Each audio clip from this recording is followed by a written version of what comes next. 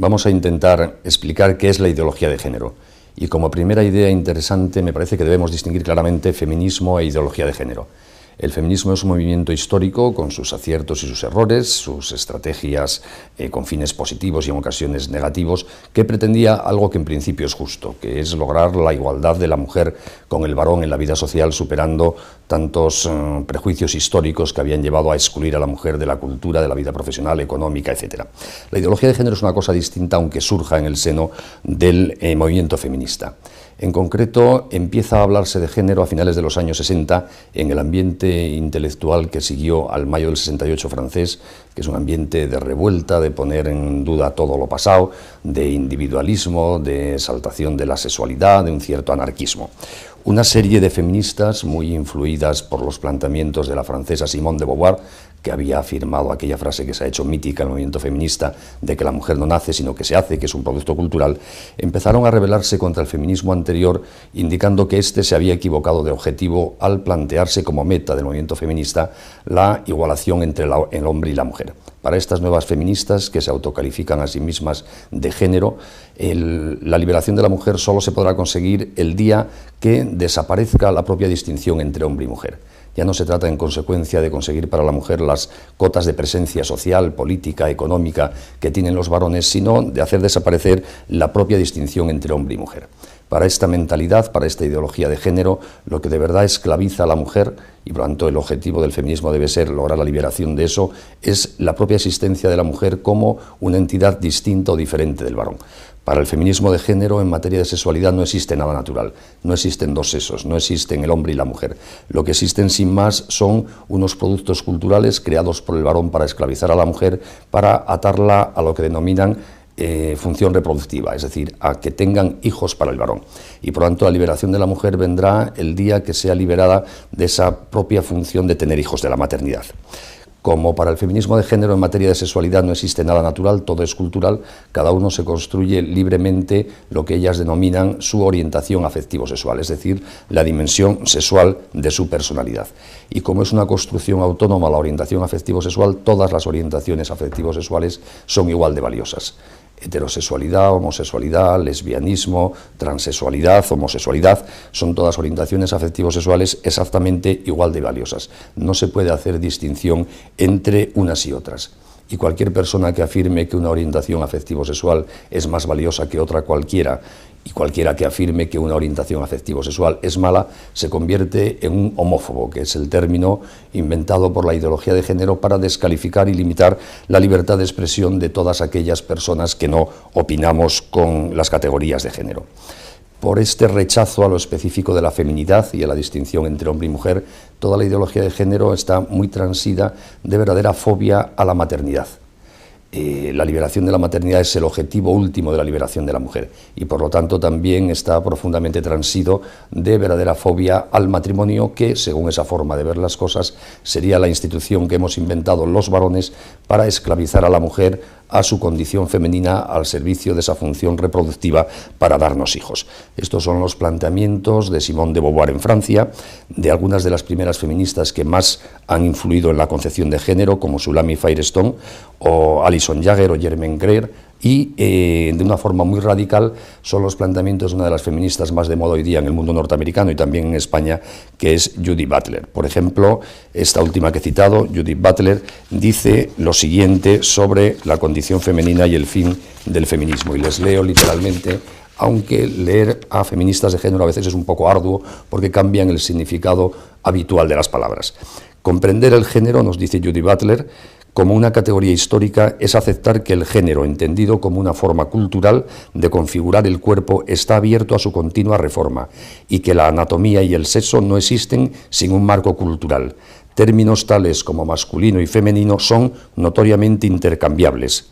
Los términos para designar el género nunca se establecen de una vez por todas, sino que están siempre en el proceso de estar siendo rehechos. Por lo tanto, ni hay masculino ni hay femenino, sino que estamos ante un producto cultural que va cambiando continuamente. Otra frase de esta última feminista que he citado, Judith Butler, es aquella repetida tantas veces de que se puede ser mujer con un cuerpo de hombre o con un cuerpo femenino y se puede ser hombre con un cuerpo de mujer o con un cuerpo masculino. Es indiferente porque cada uno se construye su orientación afectivo-sexual sin que haya ninguna base natural ni ética previa. ¿Qué pretende el feminismo de género? Pues fundamentalmente acabar en todos los órdenes de la vida, en el lenguaje, en la moral, en el derecho, con la distinción entre hombre y mujer. Ya no hay hombres y mujeres, hay, sin más, géneros, orientaciones afectivos sexuales que uno va creando libremente cuando le apetece y que puede incluso ir cambiando a lo largo de su vida. Y para acabar con la diferencia entre hombre y mujer, el objetivo expreso del feminismo de género es acabar también con el matrimonio y la familia. ¿Por qué no puede haber un matrimonio como institución específica para la unión entre el hombre y la mujer? Porque no existen el hombre y la mujer. Y por eso el matrimonio debe pasar a ser una institución para la unión de cualesquiera dos adultos, sea cual sea la orientación afectivo-sexual de estos. Ya no hay diferencia. Puede ser la unión de un hombre con una mujer, de dos hombres o dos mujeres. Este es el significado, por ejemplo, de la reciente reforma hecha en España en materia de matrimonio, que, como es conocido, ha suprimido el matrimonio al equipararlo a las uniones de personas del mismo sexo, por la razón que he dicho. Como ya no hay hombre y ya no hay mujer, es indiferente para el matrimonio cuál sea la orientación afectivo-sexual de los cónyuges.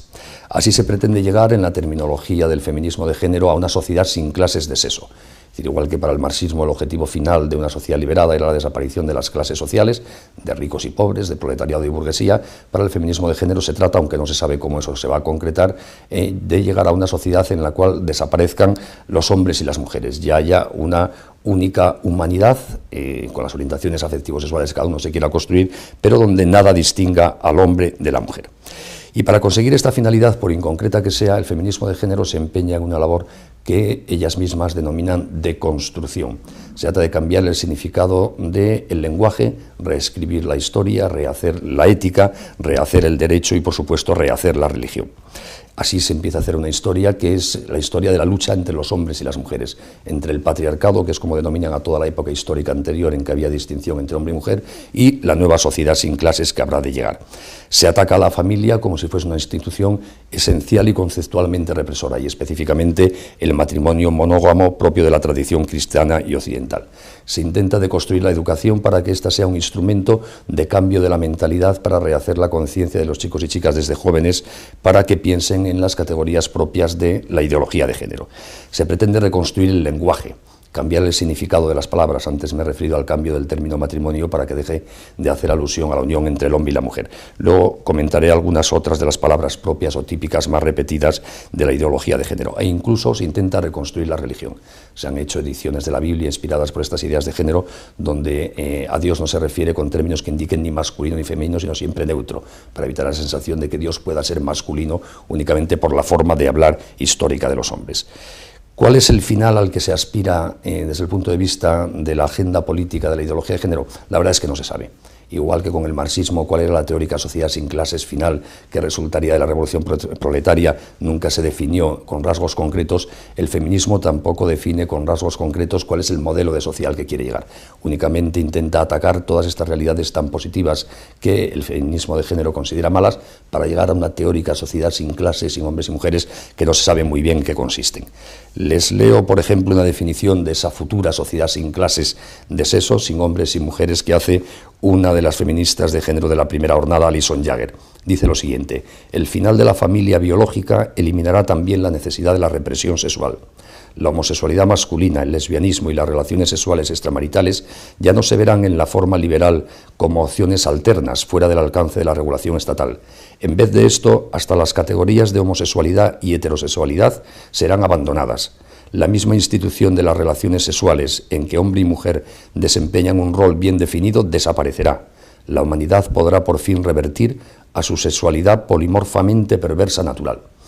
No se sabe muy bien lo que es esto, pero lo que está claro es que ya no hay ni categorías morales, ni físicas, ni éticas. Cada uno se irá construyendo, no se sabe muy bien qué, para que todos seamos supuestamente felices en ese teórico paraíso que algún día llegará. Quizá la mejor valoración cultural de qué significa hoy día, en los finales del siglo XX y comienzos del siglo XXI, la ideología de género, la ha hecho, por lo menos en lo que yo he podido leer hasta ahora, el cardenal Ratzinger, cuando todavía no había sido designado Papa Juan Pablo II. En la Sal de la Tierra, inicialmente, y luego en una conferencia que dio pocos minutos después, en una conferencia que dio poco tiempo antes de ser designado Papa. Me he equivocado, he dicho Juan Pablo II, efectivamente no es el Papa Juan Pablo II, sino Benedicto. Pues Ratzinger dio la siguiente definición de la ideología de género. Dijo: la ideología de género es la última rebelión de la criatura contra su condición de tal. la última rebelión de la criatura contra su condición de criatura. Y explicaba el Papa, cuando todavía era cardenal, el hombre moderno, con su materialismo, rechaza la existencia de un alma que pueda darle alguna exigencia para su conducta ética. El hombre moderno, con su ateísmo, rechaza la existencia de una instancia externa a sí mismo, Dios, que pueda significar un condicionamiento para su propia libertad o pueda decirle algo sobre su propia verdad. Y ahora, concluía el cardenal Ratzinger, el hombre moderno, con su ideología de género, pretende liberarse de su propio cuerpo. Ya sin alma, sin Dios y sin cuerpo, el hombre moderno es una voluntad que se autocrea, es Dios para sí mismo.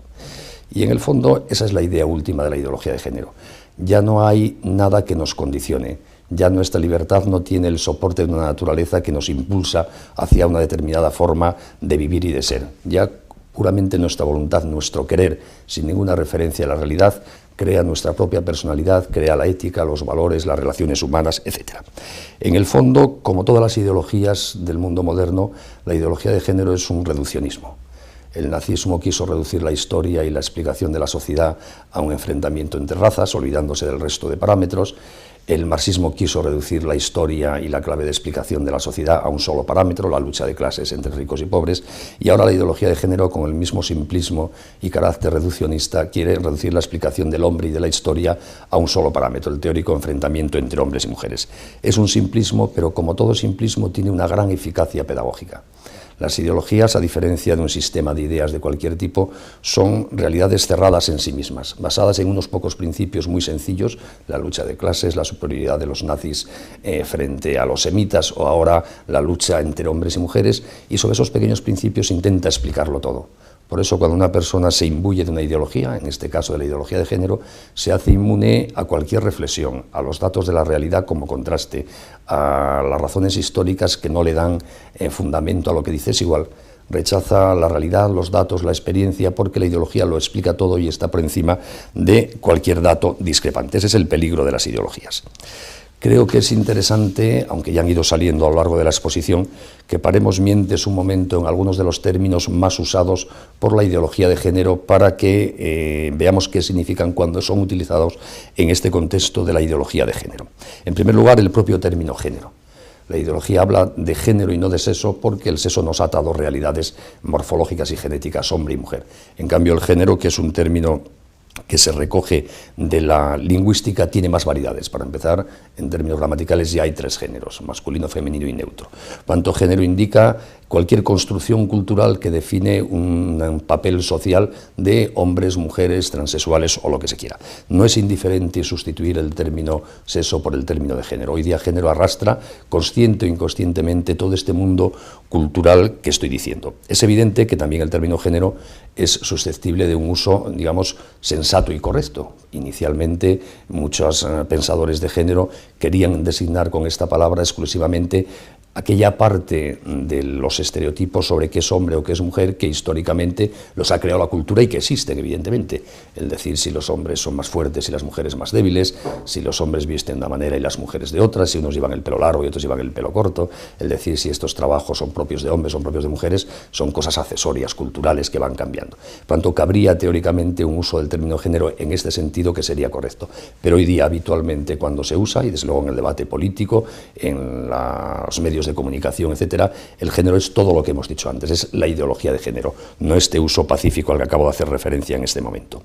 Otro término muy propio de la terminología de la ideología de género, al que ya he hecho referencia, es el de orientación afectivo-sexual. Y hoy día en las leyes europeas vemos que va apareciendo continuamente la orientación afectivo-sexual como uno de los elementos de discriminación que debe ser evitado, equiparándolo a la discriminación por raza, por ideas, por religiones, etc. Orientación afectivo-sexual es una categoría de la ideología de género que sustituye el sexo por esta consideración subjetiva. Cada vez quien habla en términos de orientación afectivo-sexual parece permanentemente dividir a la humanidad en homosexuales y heterosexuales, en vez de dividirla en hombres y mujeres. Como fruto de ese término se habla también mucho de diversidad afectivo-sexual. Se nos dice que en nuestra sociedad hay una inmensa diversidad afectivo-sexual porque hay muchas orientaciones afectivo-sexuales y debemos respetar ese pluralismo afectivo-sexual. Son términos también muy específicos de la ideología de género. El de homofobia al que he hecho referencia antes y que tiene mucho peligro, porque los defensores de la ideología de género califican como homófobo a todo aquel que no comparte sus planteamientos sobre la sexualidad, la familia y el matrimonio. Y es una forma de intentar limitar la libertad de expresión de quienes pensamos de manera distinta. Creo que es importante que estemos todos ojo a visor para no someternos a la dictadura de la calificación de homófobo para evitar que hablemos con libertad. Homoparental, otro término muy propio de la ideología de género para designar a aquellas familias que están constituidas por dos padres o dos madres. Así parece que hay matrimonios que no son homoparentales y realidades familiares de paternidad y filiación que son homoparentales. Es una manera de encubrir de nuevo una realidad distinta con un término que la desfigura. El término hegemónico se utiliza mucho en el contexto de la ideología de género para calificar a todo lo que hasta ahora la humanidad ha llamado natural. Si uno habla de que el matrimonio es una institución propia entre hombres y mujeres, que lo natural es que un niño tenga un padre y una madre, los ideólogos de género dirán que no, que eso solo ha sido lo hegemónico históricamente, pero que puede y debe ser cambiado. Era solo una realidad de poder, de hegemonía, no era natural. El término derechos reproductivos es, como les dije antes, toda la ideología de género está transida de fobia a la maternidad y a la vida. Por eso ha ido creando toda una categoría de presuntos derechos, los llamados derechos reproductivos, que son en el fondo el derecho de la mujer de librarse de la maternidad, el derecho al aborto, a la anticoncepción, es decir, la absoluta libertad de la mujer para evitar ser madre incluso cuando ya está embarazada. Esta terminología ha ido entrando en la legislación vigente en muchos países, en los documentos de Naciones Unidas, y cada vez se usa más, y hay que tener siempre en cuenta que esta expresión es muy propia de defender un ataque sistemático a la vida en nombre de una teórica liberación de la mujer de esa esclavitud que es la maternidad. El término patriarcado. La ideología de género utiliza mucho la expresión patriarcado para referirse a toda la historia de la humanidad en que teóricamente los hombres hemos oprimido a las mujeres. Y ahora precisamente la liberación que promueve el feminismo de género tiende a superar ese patriarcado, evitando que haya distinción entre patriarcas y no patriarcas, desapareciendo la distinción entre hombre y mujer. Sexualidad polimorfa, este es un término que cogen de Freud y que viene a indicar que cualquier tipo de prácticas sexuales son igualmente de buenas. Hay un gran pluralismo de prácticas sexuales y nadie puede hacer ningún juicio de mejor, peor, bueno o malo, conveniente o inconveniente. Son algunos de los términos que oímos habitualmente, que aparecen en el debate político, que van apareciendo en las leyes y que van arrastrando consigo, queramos o no queramos, esta visión tan específica de la ideología de género. La ideología de género tiene también su agenda política específica. Esta expresión agenda política la utilizan mucho los ideólogos de género. Les leo otra cita de la feminista de género que he citado antes, Judith Butler, que en su libro Deshacer el género afirma lo siguiente: la tarea de la política internacional de gays y lesbianas es nada menos que rehacer la realidad, reconstituir lo humano y negociar los términos de lo que se considera habitable y lo que no. En el fondo, como decía el cardenal Ratzinger, estamos en una verdadera rebeldía ante el humano. Hay que rehacerlo, reconstruirlo, y para eso utilizan la política, los cambios legislativos. Todos en este mundo hemos oído hablar de la ideología de género, por lo menos a partir del año 94, cuando se celebraba la cumbre del Cairo sobre población organizada por Naciones Unidas, y al año siguiente, en el 95, en Pekín, la cumbre sobre la mujer. El Papa Juan Pablo II muy activamente movilizó a los cristianos de todo el mundo e intentó convencer a muchos estados para evitar que en los documentos oficiales de Naciones Unidas aprobados en esas cumbres apareciese la terminología específica de la ideología de género. Allí se empezó a hablar en documentos oficiales de Naciones Unidas de derechos reproductivos, de género, de homoparentalidad, de orientación afectivo-sexual, de diversidad afectivo-sexual. Y el Papa Juan Pablo II, que era muy consciente de toda la carga cultural e ideológica que estaba detrás, intentó, repito, movilizar a la conciencia de la gente de bien para evitar que entrase en la doctrina oficial de Naciones Unidas este planteamiento. Lo consiguió solo en parte.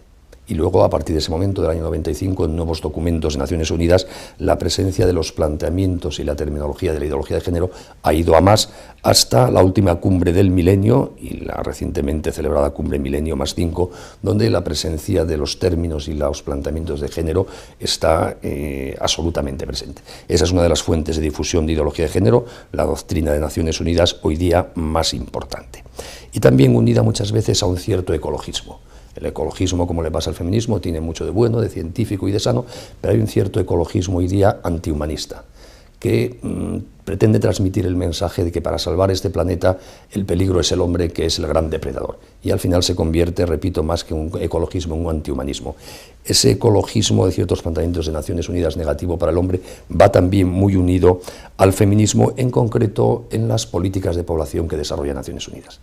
Naciones Unidas, a través del Fondo para la Población y de la Organización Mundial de la Salud y de la UNESCO, está desde hace muchos años promoviendo el control de la población en el tercer mundo. Y hoy día, desde esas agencias de Naciones Unidas, se utiliza también la ideología de género como medio o instrumento para extender el control de la población.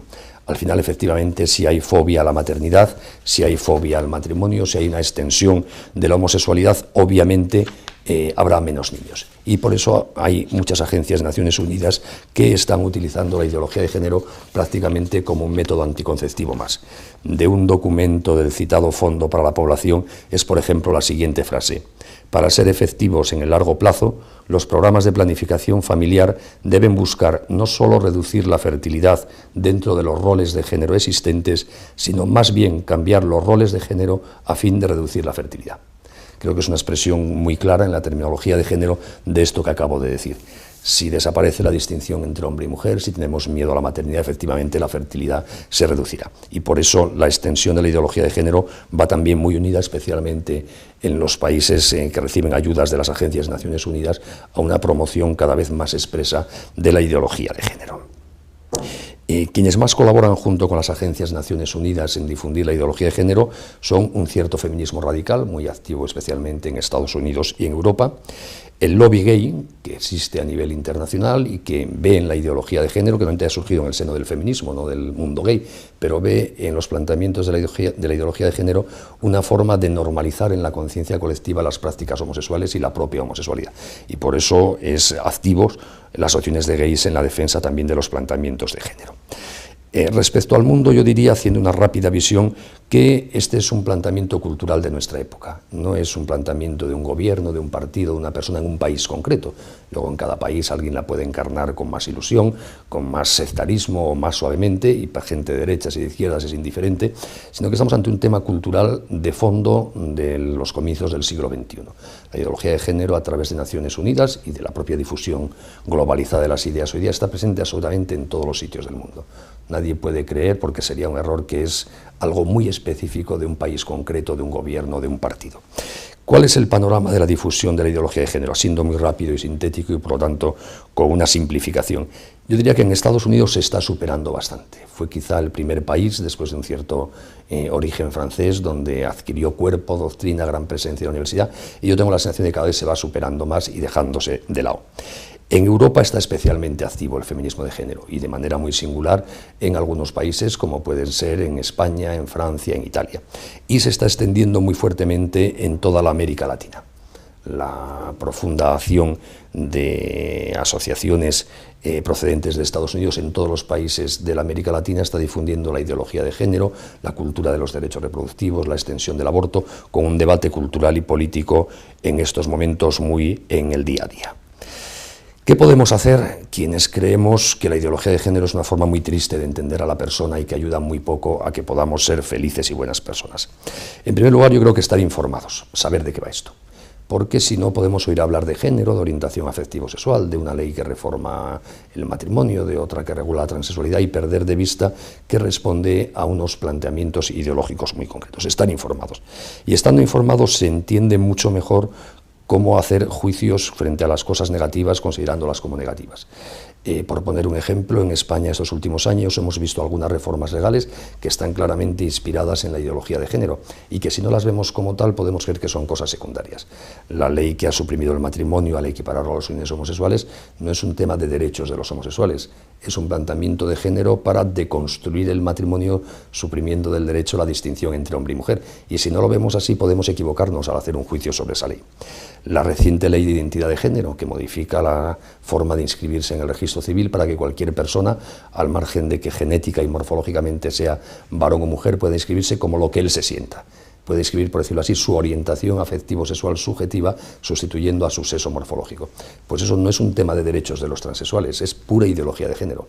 Es introducir en el ordenamiento jurídico el concepto de sexualidad, identificándola con la orientación afectivo-sexual propia de la ideología de género, y solo si lo vemos así lo entendemos. La educación para la ciudadanía en España tiene otros muchos objetivos, no solo la ideología de género, pero tiene una carga importante de ideología de género.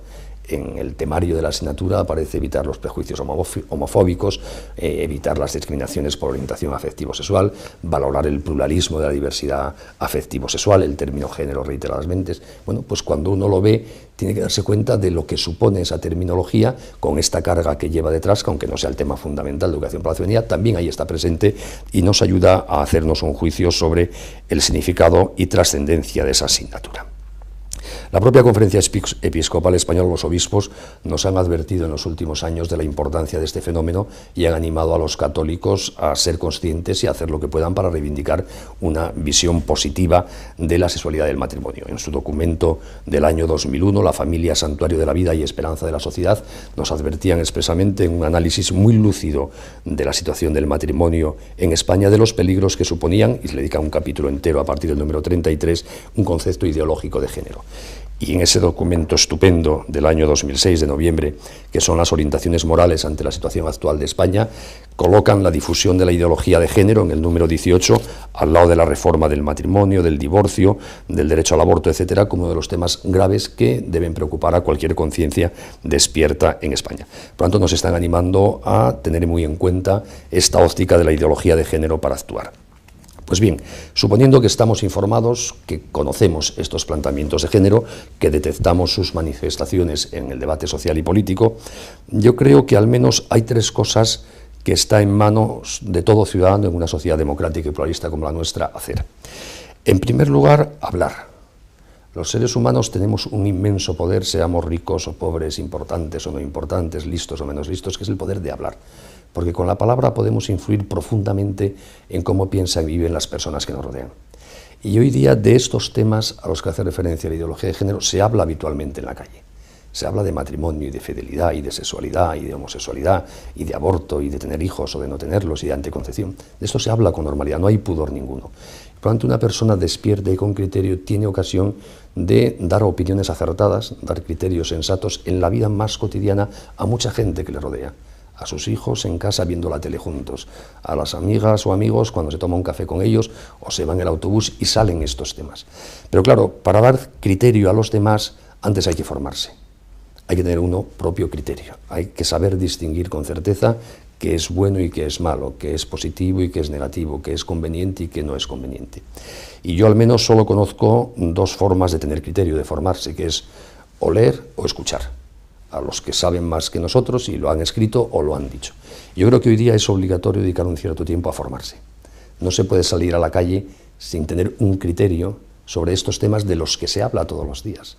Y además, hoy día tener un criterio es ser capaz de dar razón razonada de nuestras convicciones.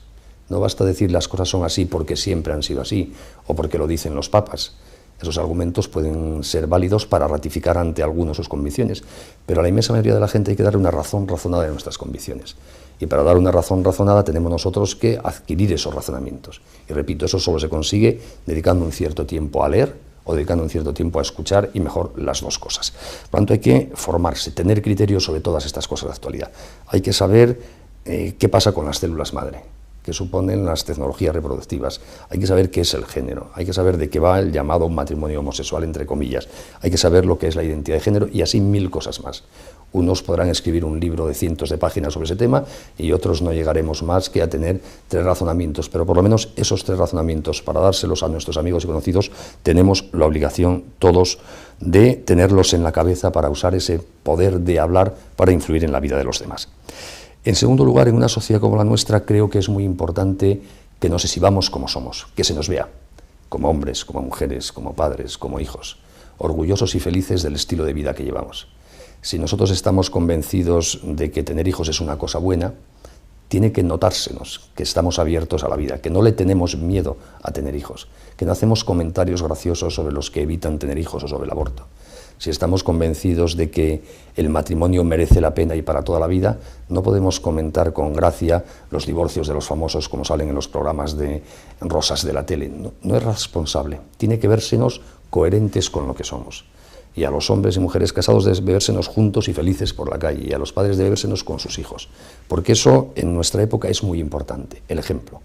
Quizá nuestra época no solo necesita maestros, sino que necesita también gente normal, testigos, que se manifiesten cómo se puede ser feliz con criterios sensatos sobre qué es el hombre y las dimensiones básicas de nuestra vida, como son las que se implican en la sexualidad y en la familia. Y en tercer lugar, en una sociedad pluralista como la nuestra, todos podemos ser más eficaces si nos asociamos. En sociedades libres uno solo puede hacer pocas cosas, dos juntos pueden hacer algo más, tres juntos mucho más. Hay 1001 asociaciones familiares donde cada uno podemos echar una mano según nuestras aficiones, nuestros gustos, nuestras posibilidades. Pero yo creo que hay una cierta obligación también de ese poner en común esfuerzos para tener más eficacia en la defensa de la familia en nuestra sociedad. Quizá históricamente las familias no han tenido una presencia activa en la sociedad porque la familia se daba por supuesto, nadie la discutía.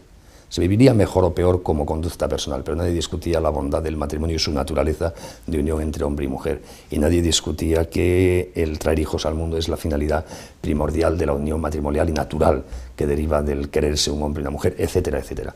Como hoy día todas esas cosas se discuten, y se discuten específicamente por los planteamientos ideológicos de la ideología de género, parece necesario que hoy día se defiendan esas cosas que hasta ahora se daban por supuestas. Y hoy día, como les decía antes, hay que dar razón razonada del matrimonio, de la sexualidad, de la apertura a la vida, y eso si lo hacemos de forma asociada, si lo hacemos muchas familias juntas, a través de las distintas asociaciones familiares, lograremos tener una mayor presencia y una mayor capacidad de llegar a más gente para ir transformando las conciencias a nuestro alrededor.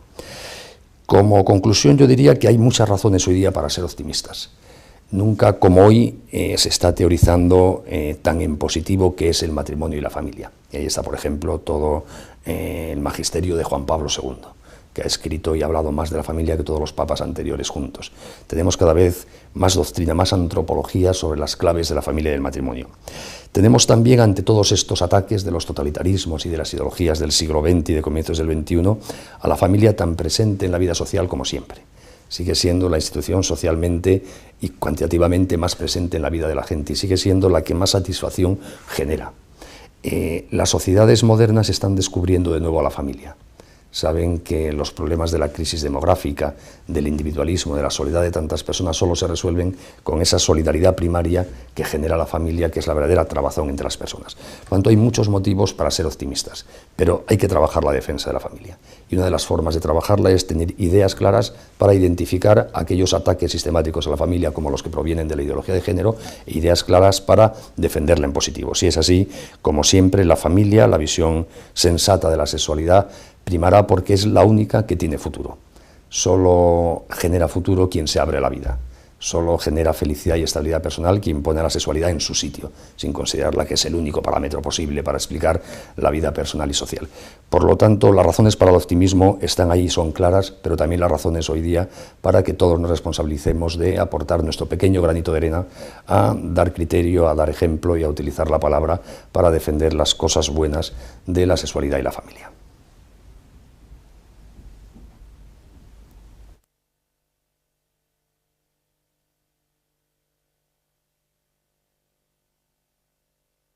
Movimiento feminista.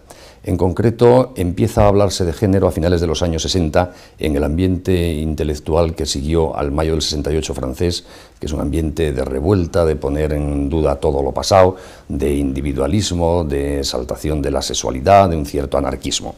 Una serie de feministas muy influidas por los planteamientos de la francesa Simone de Beauvoir, que había afirmado aquella frase que se ha hecho mítica en el movimiento feminista, de que la mujer no nace sino que se hace, que es un producto cultural, empezaron a rebelarse contra el feminismo anterior, indicando que éste se había equivocado de objetivo al plantearse como meta del movimiento feminista la igualación entre el hombre y la mujer. Para estas nuevas feministas, que se autocalifican a sí mismas de género, la liberación de la mujer solo se podrá conseguir el día que desaparezca la propia distinción entre hombre y mujer. Ya no se trata, en consecuencia, de conseguir para la mujer las cotas de presencia social, política, económica que tienen los varones, sino de hacer desaparecer la propia distinción entre hombre y mujer. Para esta mentalidad, para esta ideología de género, lo que de verdad esclaviza a la mujer, y por lo tanto el objetivo del feminismo debe ser lograr la liberación de eso, es la propia existencia de la mujer como una entidad distinta o diferente del varón. Para el feminismo de género, en materia de sexualidad, no existe nada natural, no existen dos sexos, no existen el hombre y la mujer. Lo que existen sin más son unos productos culturales creados por el varón para esclavizar a la mujer, para atarla a lo que denominan función reproductiva, es decir, a que tengan hijos para el varón. Y por lo tanto la liberación de la mujer vendrá el día que sea liberada de esa propia función y limitar la libertad de expresión de todas aquellas personas que no opinamos con las categorías de género.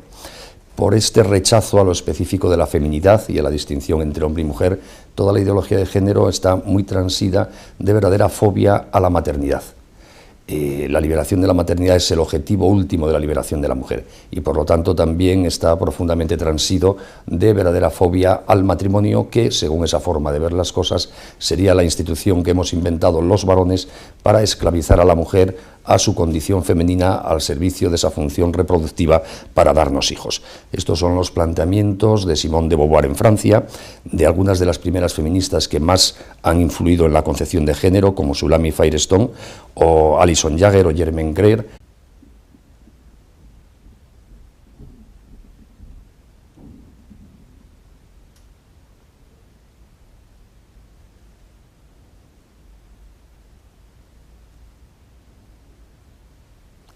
Vamos a intentar explicar qué es la ideología de género.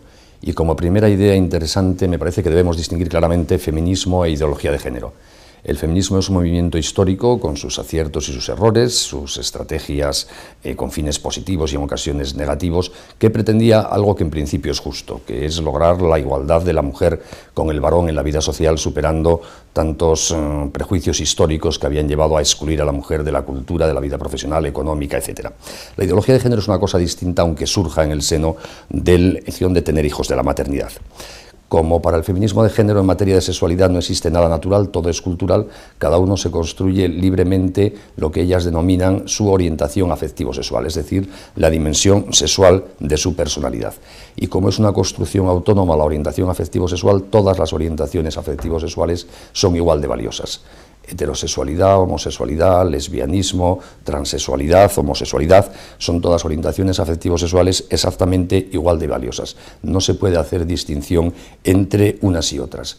Y cualquier persona que afirme que una orientación afectivo-sexual es más valiosa que otra cualquiera, y cualquiera que afirme que una orientación afectivo-sexual es mala, se convierte en un homófobo, que es el término inventado por la ideología de género para descalificar